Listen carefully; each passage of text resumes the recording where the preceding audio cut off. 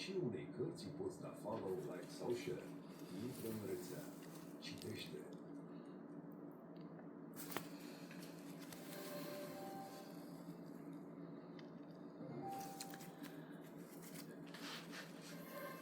După județul din primăvara care a calamitat pomicultura, Nivez au început pregătirile anti-ingheția. Fermierii așteaptă despăgubirile promise de Comisia Europeană, dar și de stat.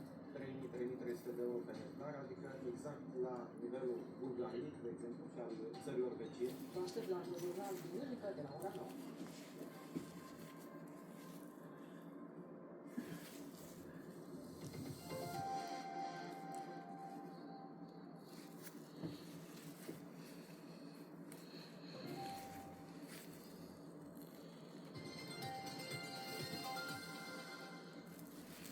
Din nou în direct, când oamenii își dau mâna pentru același obiectiv, se poate construi un teatru, primul construit în România în ultimii 80 de ani.